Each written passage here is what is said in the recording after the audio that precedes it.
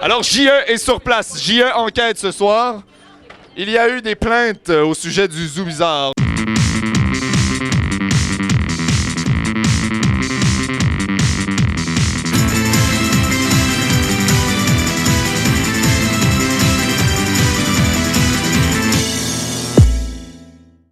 Hey, bonjour tout le monde et bienvenue à Vox Pop Montréal. Cette semaine, on a pour vous un gros show. Premièrement, on vous présente les soirées Rap Maudit tous les derniers mardis du mois au Quai des Brumes. Des soirées où le rap old school est à l'honneur, le rap dans sa forme la plus pure et dure, vous allez voir. Ensuite, on poursuit avec la fameuse série Quoi faire un vendredi cette semaine.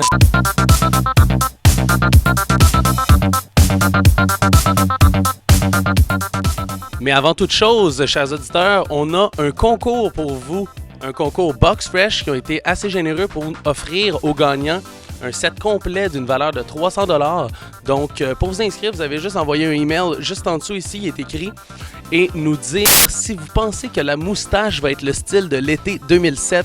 Alors, Box Fresh, on les remercie. Inscrivez-vous.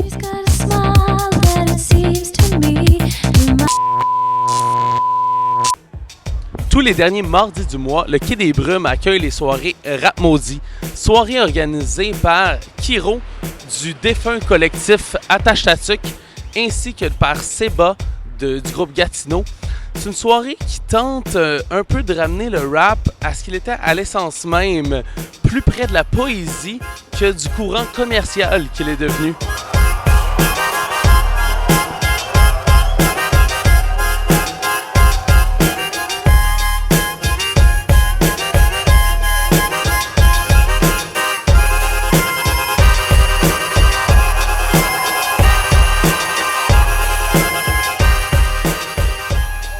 Plusieurs artistes ont dit que le hip-hop était mort. Nas en particulier écrit Hip Hop is dead. Il a raison, ça je lui donne tout à fait mon accord sur le hip-hop est mort. Maintenant, on va ressusciter ce hip-hop-là, puis on va essayer de faire quelque chose avec ses cendres. Comme le phénix qui sort des cendres après avoir pris en feu, il renaît. Donc l'oiseau va revenir, renaît, prend une renaissance, prend un envol qui est différent. Le mainstream a tué le hip-hop d'une certaine façon, est en train de le tuer, va toujours le tuer. Maintenant, il y a une cassure qui s'est faite tant qu'à moi, avec un hip-hop mainstream puis un hip-hop plus de base, plus à la racine. C'est ça qu'ici, ça va être représenté au Rap Maudit, c'est cette cassure-là avec le hip-hop mainstream. C'est-à-dire, on va revenir à la racine, on va revenir avec un drum, une contrebasse, pas de beat, pantoute, puis on va parler de texte conscient. Ils volent via les ventes comme de l'avion de l'Amérique du Sud. Asie et chère mère Afrique dont le périple fut rude. Moyen-Orient et Europe de l'Est qui espèrent un riche futur, mais s'aperçoivent qu'entre ici et là-bas existe une triste rupture. Le besoin que j'ai de faire ces soirées-là, c'est vraiment pour sortir de l'aspect limitatif qu'on donne au hip-hop, surtout à l'aspect grand public qu'a le hip-hop actuellement. Tout le côté mainstream du hip-hop et même une tangente un peu plus hipsters que le monde va prendre et qui vont donner de la reconnaissance à des groupes qui n'ont pas nécessairement l'expérience de scène ou l'expérience d'écriture pour avoir cette reconnaissance-là, mais c'est un jugement personnel. Je veux entrer dans la direction que certains donnent au hip-hop où il y a un aspect beaucoup plus conscient. Donc, c'est que les gens cherchent du monde qui est lucide, finalement. Pour vraiment wrap-up, c'est du monde qui sont lucides, qui ont une vision critique de la société, qui sont capables de l'exprimer dans des mots et qui le font très bien, dans des textes qui équivalent, tant qu'à moi, les meilleurs poètes là, montréalais ou d'extérieur. Là. Il y a 4 ans qu'on a fait Rap Maudit, ça l'a pas tenu le fort parce qu'il manquait de rappers. J'étais pas capable de trouver des rappers qui avaient quelque chose à dire. Il y a beaucoup de monde que je voyais puis que j'avais même pas envie d'inviter. Maintenant, il y en a de plus, de gens intéressants. Moi-même, je pense que je suis plus ouvert qu'à l'époque pour inviter des personnes. Puis oui, je pense que Rap Maudit peut tenir le fort. Ça va durer un certain temps. Je ne vois pas ça que ça va durer 10 ans de temps. C'est sûr que non. Là. Ce ne sera pas une soirée que les gens vont se remémorer, mais ça va durer un certain temps. Puis je pense que ça peut marquer un certain crowd aussi d'amateurs de musique et d'amateurs de mots. C'est ça que je vais chercher aussi. Les amateurs de mots, là, il y en a plein à Montréal, puis qui s'en calissent du rap puis du hip-hop. C'est correct, tu sais. Mais il y a des rappers qui ont des choses à dire, puis je pense qu'ils devraient être mis en avant, ces rappers-là, puis ils devraient être découverts. Deux gars super bien armés, carrette de doigts. Quoi, si quand le kid que son bec attend dans le char. J'tirise de bec à se range qu'à la bibliothèque. Pis se mettre subitement tirise tout le monde a couché. Bon, pas très plate, t'es bien carlate. Au printemps, mes priorités s'argumentent autour de la liberté, car la neige fondante a tôt fait de révéler les couleurs refoulées qui donnent une particularité au chant que je souhaite taire. J'en suis venu à mémoriser les techniques sommaires apprises à l'université dans un cours de rhétorique amère.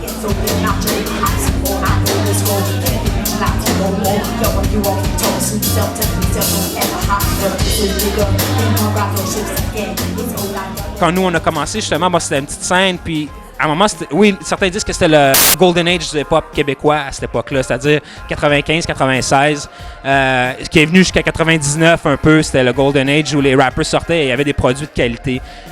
Donc, nous, on a fait ça, on est passé par là, par cette évolution où il n'y avait pas grand-chose et tout était à faire dans l'hip-hop montréalais, donc tout était permis. Avec Traumaturge, on a pris la tangente où justement tout est permis, on va faire qu'est-ce qu'on veut. Et puis là, déjà, à ce moment-là, on avait une tangente plus expérimentale dans le rap. Si tu vas réécouter les vieux albums de Traumaturge, t'es comme shit. Tu sais, moi-même, je me surprends en écoutant ça, je me dis shit, c'est fucked up, tu sais. Puis ben, on va varier avec le temps. C'est sûr qu'on est tombé maintenant avec Attache Tatuc, je pense, ça a viré dans une passe plus que je vais qualifier de true school qui est revenu avec le hip-hop. C'est-à-dire on va beaucoup plus sampler du funk, on va beaucoup plus sampler du soul, donc revenir à des racines justement de la musique noire et latino-américaine dans les régions de New York et tout ça, et même de West Coast, peu importe, mais on va sampler ces trucs-là, on va ressortir avec ça, avec un son beaucoup plus de soul finalement. Donc c'est devenu une importance de mettre du soul dans le hip-hop. Puis, ça, c'est mon évolution personnelle. Maintenant, c'est sûr que moi, je l'amène ailleurs, je le transcende. Mes projets personnels n'ont plus rien à voir avec le hip-hop. Rap Maudit, c'est la seule chose qui me maintient vraiment avec le monde du hip-hop. C'est-à-dire que mes projets personnels, alright, je rappe, mais regarde, musicalement, ça n'a rien à voir, là. Solitaire, où mes envies influencent les proportions de ma satisfaire. Pour m'orienter correctement dans le monde sublunaire, je place un aimant au creux de mon nombril, m'indiquant d'où proviennent cris des émotions à bout de souffle, qui me demandent qu'à rejoindre la juste impression dans sa course.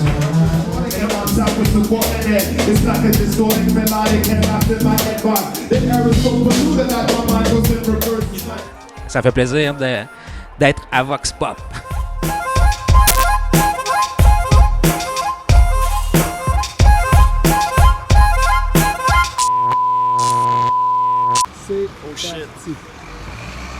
Cote, que désirez-vous tout le monde? André Péloquin, et j'ai deux passions dans la vie. La première, c'est faire les flips les plus rapides au monde. J'en ai fait 3 puis tu t'en es même pas rendu compte. La deuxième, c'est de donner des conseils de vie. Et là, c'est vendredi, et si t'as vu, on est dans une ruelle, et si tout va bien, si tu joues tes cartes comme du monde, tu devrais te réveiller là, demain, le grand. Là, entre deux bennes à ordures, près du Zoo Bizarre. Alors, j'ai 4 conseils pour t'aider en ce vendredi. Écoute, le premier, c'est... Excuse-moi. Professionnel. Bernard de Rome. Le premier conseil que je peux te donner, c'est le meilleur, c'est on sort ce soir, le gros. On sort, on se popoune. Alors, messieurs, on trime la barbe, pas plus que 3 jours, parce que plus qu'une barbe de 4-5 jours, comme moi, on te lance des 25 cents. Ça peut aider pour les types, par exemple. Mesdames, faut trouver un juste milieu. Lisse comme une petite fille de 8 ans ou « Wow! T'as le drummer de The Rose dans tes bobettes! » Les vendredis à Montréal, c'est pas l'action qui manque. Il y a pas mal des soirées un peu partout, souvent des événements spéciaux.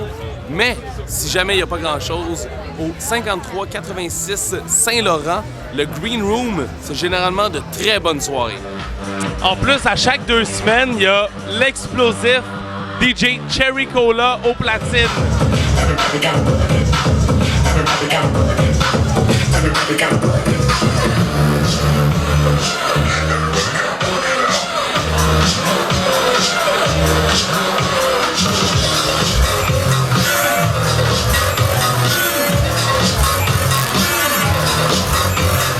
Alors, le Green Room, c'est une valeur sûre les vendredis avec un crowd très éclectique. C'est jamais très propre, mais c'est toujours le party très intense. Sauf Luc de la Rochelière, pas grand bec qui score, le gros. Alors, faut que tu prépares tes phrases qui tuent. Et en voici une, je te la donne gratuite parce que t'es mon chumé. Tu vas voir la demoiselle ou le demoiseau qui te tente et tu le dis « Hey, toi, t'es dans le top 8 de mon cœur. C'est techno, c'est intello, ça marche à tout coup. » Troisièmement, il faut se réchauffer aussi si tu sors ce soir et si tu vas danser. Une crampe est si vite arrivée. Alors, messieurs, on se réchauffe quand on va danser.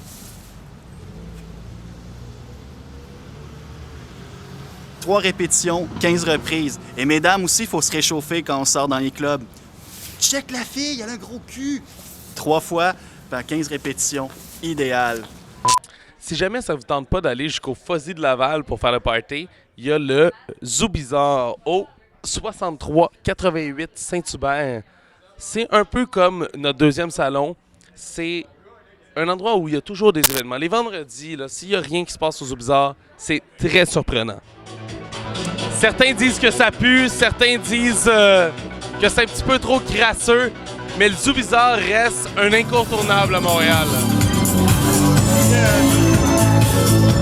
Et dernier conseil pour toi, un petit conseil poétique. On quitte le bureau, parce que c'est vendredi, c'est le week-end qui commence. On quitte le bureau en pensant que, peut-être qu'en traversant la rue, cette fois-ci, un 18 € va m'écraser et je n'aurai pas à me représenter au bureau le lundi. C'est ma pensée personnelle pour toi, public. 7 jours style, yo!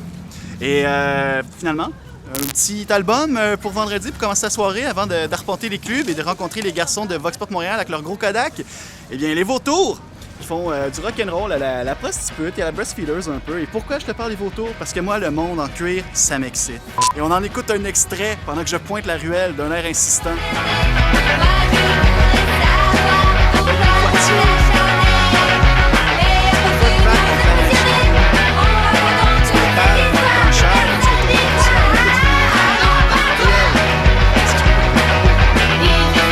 André Péloquin, c'était vendredi, yo. Bro! Ruelle! Hey! C'était ça le show cette semaine, chers auditeurs. Alors, les événements à ne pas manquer, il y a la fameuse soirée de Donzelle. Excuse-moi, mais c'est parce que j'ai comme envie de pisser. La fameuse soirée de Donzelle au 372 Sainte-Catherine, au bureau 403, où le kitsch va être à l'honneur. Il y a aussi le vendredi le lancement du magazine Victor à l'Académie.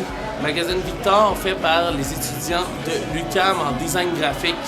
Il y a aussi samedi Sharp à l'os, déjà un numéro je sais pas trop quoi, mais avec en primeur Hatchmatic, grosse soirée en perspective avec l'étiquette, Omnichrome va être présent, Figure Eight, toute la gang. Sinon, il y a aussi, excusez, j'ai l'air d'un petit vieux, mais les fameuses soirées New Raver au vinyle le samedi. Donc, vous êtes déchirés entre le Sharp à l'os et le vinyle.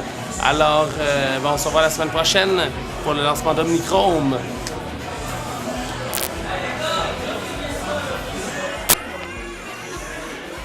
Qu'est-ce que tu fais?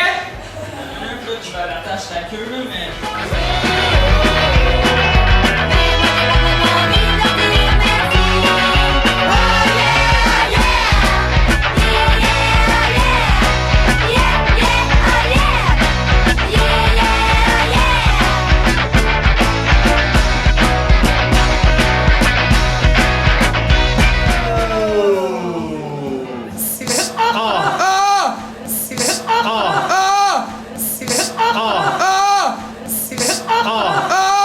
On a eu une collision à l'écran.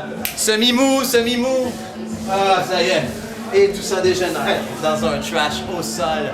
Ah!